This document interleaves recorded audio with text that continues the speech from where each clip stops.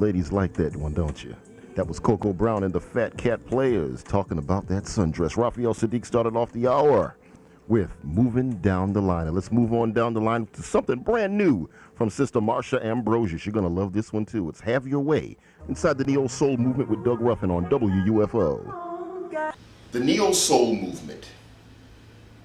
A lot of people may be familiar with the show itself, but they're not really familiar with the story as to how that whole thing came about.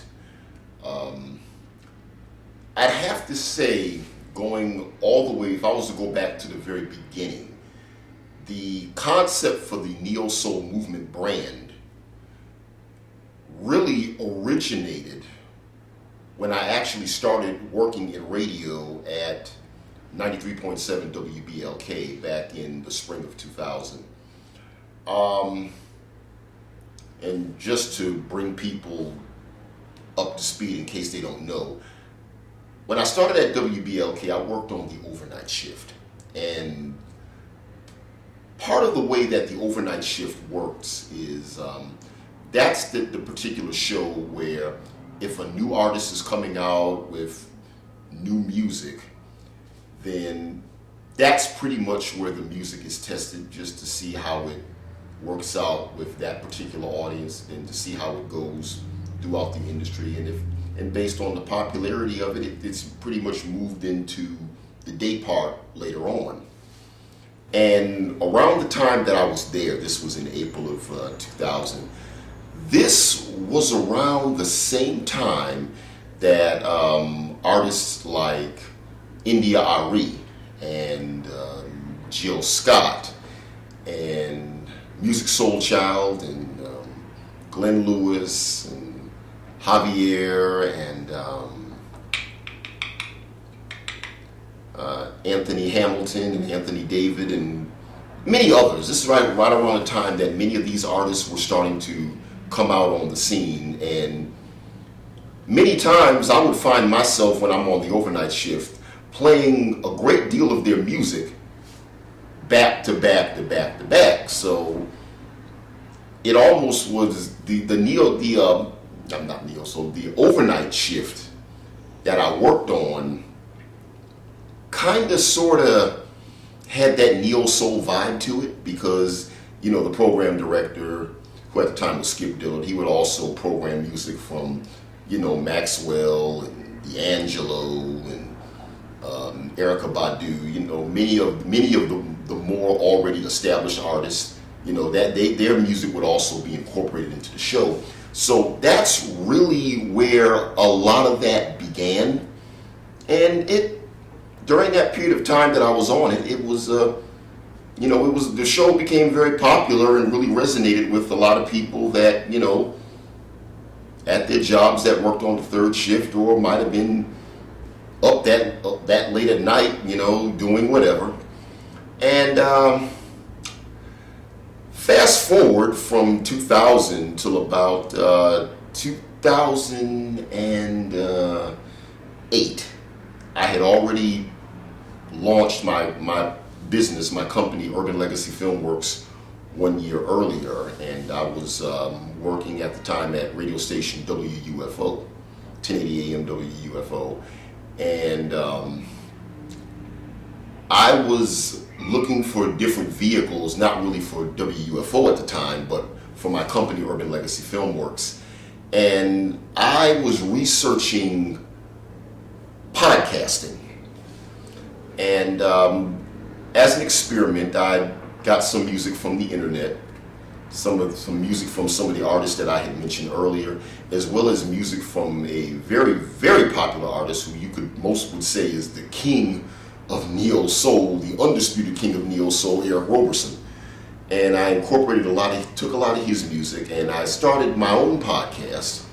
Only did a few episodes here and there, called the Neo Soul Movement.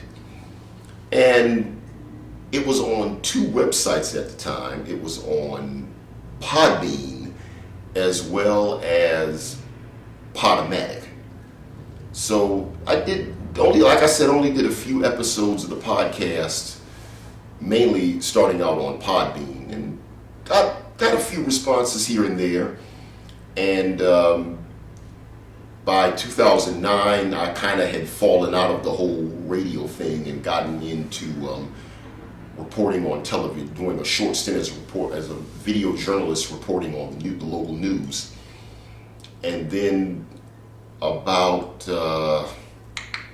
almost 2 years later, in 2011, I decided to start the podcast up in January of 2011, and we went to a new site on Podomatic.com, and I did about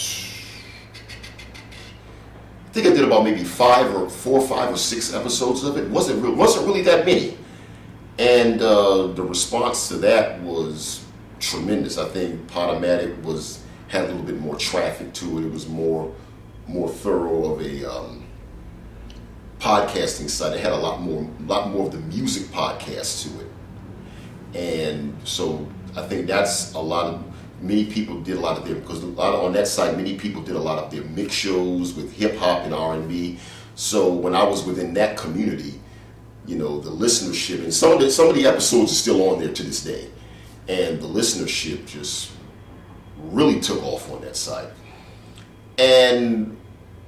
But things really turned a corner in the spring of 2011 when I was contacted by the program director at the time at WUFO, Lee Pettigrew, and they were looking for a different flavor to put on the radio station, and asked me if I would be interested in putting the Neo Soul Movement show on their airwaves. And wow, I jumped at that idea, and what Neo Soul Movement wound up becoming the very first Neo Soul show of its kind to be broadcast locally in the Buffalo area on the radio, on terrestrial radio. And that started out in the spring of 2011, and we had a great run on WUFO for about the next 4 to 4.5 years. And played a lot of music. We played a great deal of Eric Roberson's music. We were the only radio station to even play his music. We played music from Eric. We played a lot of Guapale's music. Naturally, some of her music started to transfer over to some of the other stations in the area as well. We introduced a lot of artists. We also played the music of many local artists like Drea Deneur and Quadir Latif and Bentley as well. And we highlighted some of the talent that was coming up within the Buffalo area. They also had a musical showcase called, I want to give a shout out, they had a showcase called Neo Soul Tuesdays, which was starting in the area, I believe, in 2012. I think that's when they started, and we connected with some of those artists and highlighted them and interviewed them on the radio show as well, and also highlighted some of the up-and-coming urban professionals that were doing a lot of great things in the area as well. We had a segment called the Spoken Word Spotlight, where we showcased the poetry of some of the hottest spoken word artists within the Buffalo and Western New York area. So it was a really, really great vehicle for the period of time that it was on the air. We also I didn't put as much into it at the time, but there was a Neo Soul Movement television show. It was a music video TV show. And I have to honestly say, it was on the public access channel, and like I said, it really was not honestly a serious show. It was more of a filler type show, because I was starting to wind down as a public access television producer at that particular time. This was in 2011 as well. So there was only a few episodes of the television show, and it mainly showcased a lot of the different music videos. So I never really expanded on it And the reason why it was never really expanded on is because, we're getting into the late 2000s, and, social media was starting to really take shape and had pretty much come full circle across the world. And the concept, honestly, of the music video show was starting to become somewhat passe, I believe. Nowadays, if most people want to look at a music video, I mean, hell, all you got to do is go on YouTube and bring it up, and boom, it's right there. You even got Facebook videos of it now. So there's other ways. You don't have to really look at a television show and sit there and wait for your favorite video to come on TV. Everything is microwave now. It's boom, it's instant, right there in front of your face. So I didn't really see where the television show itself would have been a benefit.